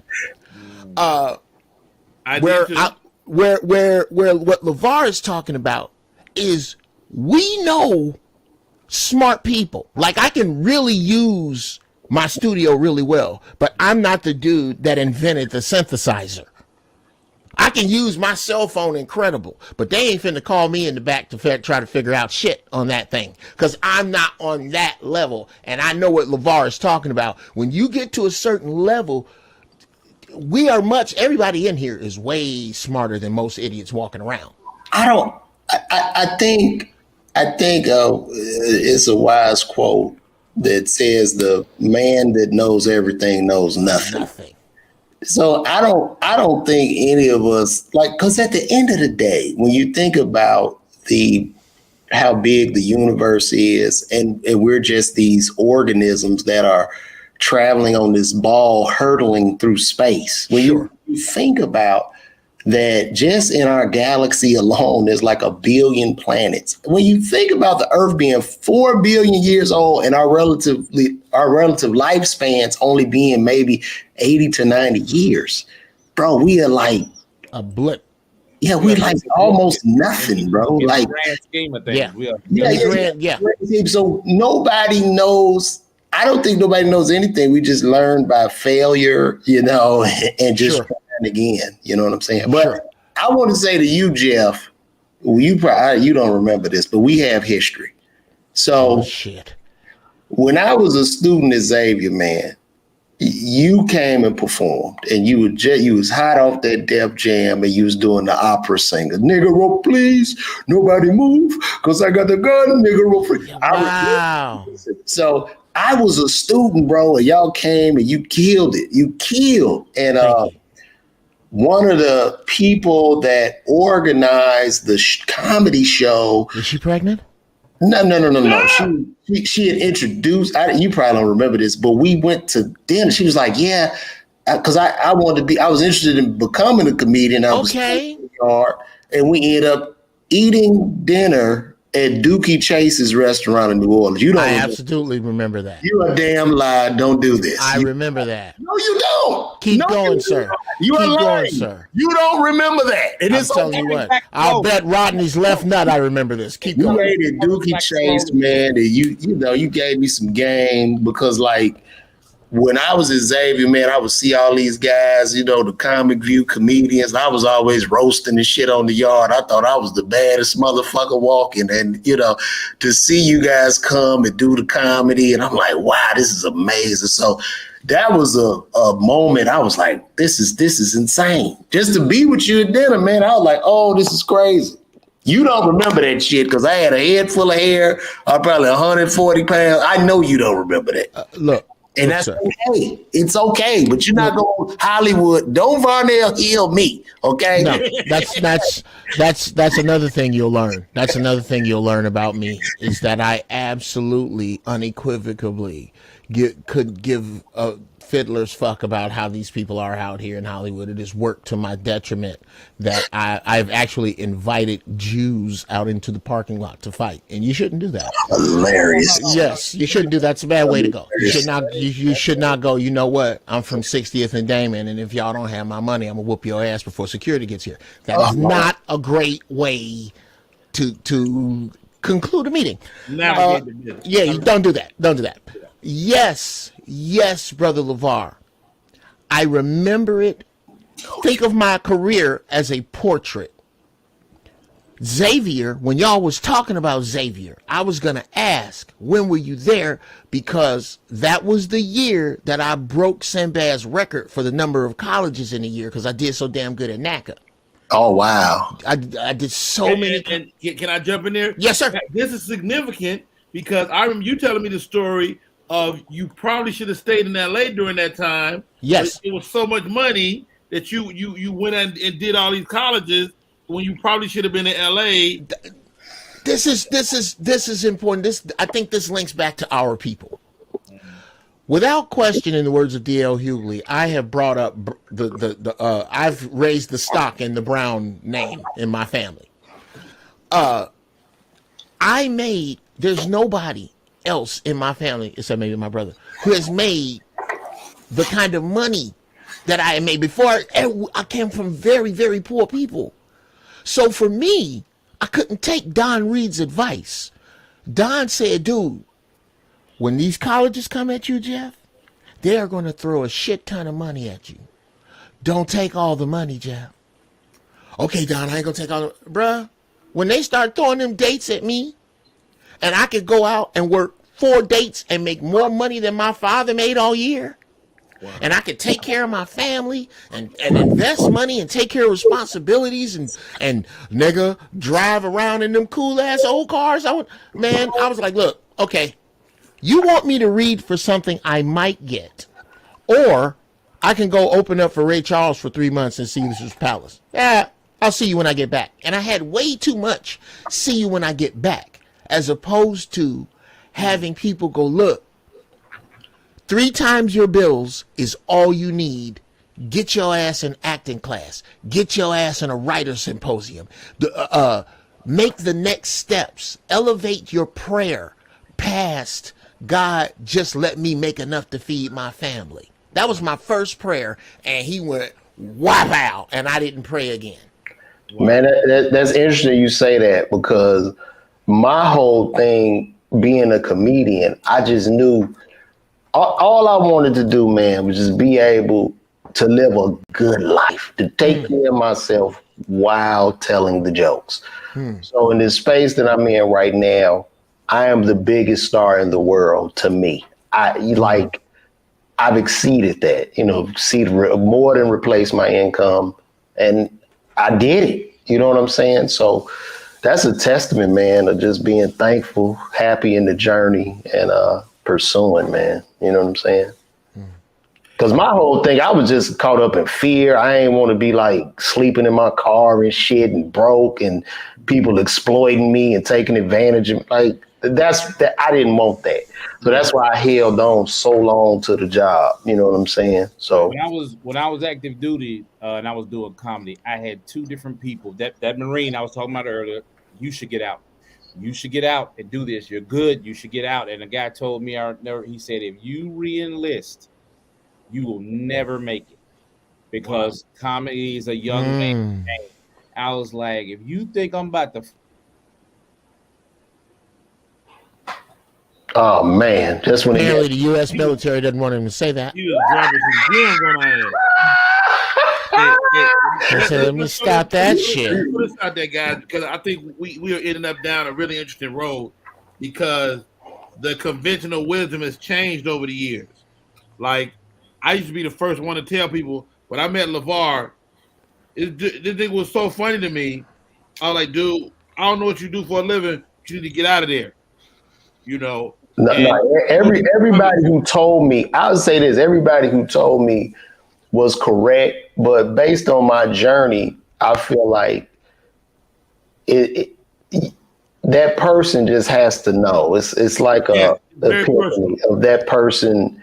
They have to know that for themselves, because even if I would have jumped at that moment, Rodney, I don't know. I would have went crazy. You still would have found your way. My check comes out. What am I supposed to do? You know what I mean? So it's to every person. I just say, it's not necessarily my place to tell them. Like it's just something you got to know. Everybody's journey is different. Let me jump in, guys, because I that's true, and then the latter is true as well. So if you would have left then, you would have still found your way. You know what I mean? I believe you still would have found your way. I got to push back on that. But I think a lot of it comes from hold on. I didn't have a faith. I didn't have a faith. Shut the fuck up. I finished.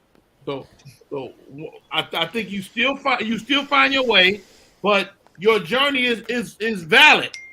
And we can't take that for granted. So what I learned over the years is I don't encourage nobody to quit their job, but get fired. This is your job to tell you, hey, uppercut off the clinch.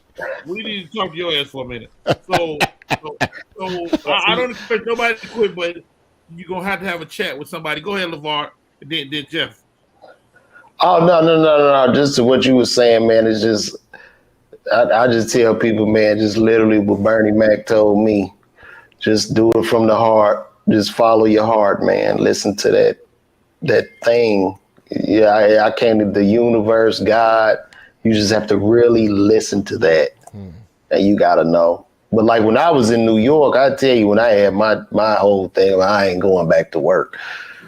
We were in production on the show, and I happened to have a day off, and they had me up in Soho, and it was a beautiful day. It was sunny. This was just when they were starting to take the mask off, man. And I had a wonderful lunch, went shopping, and I'm coming back to my hotel, and I hear a voice holler out, LeVar. I don't know if you can cuss on it. What up, N-word? And I looked, and it was Donnell Rawlins. He was out there eating lunch, and sitting next to him was Dave. And so we chopped it up, and he's like, man, what you doing out here? I'm like, yo, I'm on this show with Amy Schumer. I'm writing, I'm doing this and that. And then Dave looked up, man, that's dope. Congratulations. And, you know, we talked for a minute. I go to the room. I asked Donnell if he was performing anywhere. He's like, yeah, I'm gonna be at the stand. So I was like, all right, say no more. I give me a big Uber Black X, go to the stand, man. Everybody's showing love. So I text Donnell, no response. I wasn't tripping. But I see people going into the basement of the stand with wristbands on. So I said, I'm going to try to go down there too. Didn't have a wristband, nothing. So anyway, I go down there, they take my phone, let me in. I'm like, oh, I guess Dave going to perform. They're taking the phones. I'm sitting down there talking to the guy. I'm in the dark. We talk for about 15 minutes. The dude gets up. I look up. I've been talking to Questlove the whole time. So then the show begins. Donnell appears. First comedian, Michelle Wolf. The second comedian was Jon Stewart. Third comedian, Marlon Wayans. Fourth comedian, Chris Rock. I go upstairs, get a drink. Michael Shea see me, show me love. We shoot it up. We shoot the shit, drink, go back downstairs. And then I'm in this corridor and Dave appears and he sees me. He was like, congratulations to everything you got going on. And what's your name again? I want to look you up. Now, Dave is a hero, man. I love Dave Chappelle. He dabbed me, did 2 hours. At the end of the night, I'm around all this greatness and I'm not supposed to be here, right? I was like, this is God, man. I said, I ain't going back. This ain't real. And I said, I ain't going back no more. And then that next day, bro, I'm on set in the lab coat with Amy and we shooting. I'm like, I ain't working no more, man. This ain't like I don't know what's going to happen. At that point, I said, I don't know what's going to happen. You need all that. Bro, and then before that, I had all that to leave. Well, it just hit me, bro, because it got to the point where I'm working as a pharmacist, man, and you know I'm in there, my chest hurting and shit, and that was just, I believe God said, nigga, I think that was God said, you gonna listen to me, you gonna do what I tell you, you gonna do what I tell you. God told your ass through me 10, 15 years before. Yeah, he did. I'm saying that you would have still arrived at that same space if you had left your job 20 years earlier. You might be, but I don't know. Like I say, Rodney, it's for each person they have to go through that. Because you got to imagine this, right? You had to be comfortable, that's for sure. At that point, you know, I got my house cars, I'm working, getting good money as a pharmacist. So I let it all go. And at that point, even though I'm funny, I don't necessarily have the belief or the faith in entertainment because I grew up in a blue collar environment. I'm programmed to work. You know what I'm saying? Yeah. So if I would have quit in that moment without anything, and especially without that faith, I believe I probably would have just said, I'm over this. You know what I mean? I just think it's just for the person to know. Like you knew, but it was up to me. I had to go through everything I went through. I had to go through every different channel to get here. I'm not here without all of that shit behind me. I'm not here. I think the Lord knows how you need to move, how you need to proceed, because the Lord knows you. I know for a fact, if I would have got out of the military and the ups and downs of comedy is when you first start, the days when you ain't getting no fucking gigs, and your fucking money low and you don't know when the next gig is going to come, I think I would have been like, I'm too programmed, like you said, blue collar to work. I might have said, I don't know, man. I don't know. I think the military... Gentlemen, I really hate to stop this conversation. We got to get out of here. But let me have the final word. Congratulations to each one of you, my friends. I'm happy for you, but God is God. You would have still become great, each and every one of you. I guarantee you. I've seen it. I know what it looked like. Motherfucking Marvin would have been great, and LeVar is no doubt my military man. You would have been great as well. Jeff Brown, you was great when I met you, so you was already great. That's our show for today. My name is Rodney Perry. Thank you for tuning in to Rodney Perry Live. You gotta come All back. right.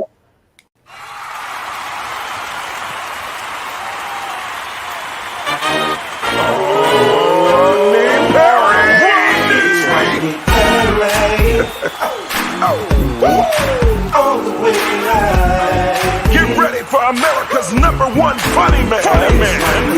What? Hey. Make some noise. Ladies and gentlemen, from LA to New York, Chicago to Mississippi, let's give it up for America's #1 funny man, Rodney.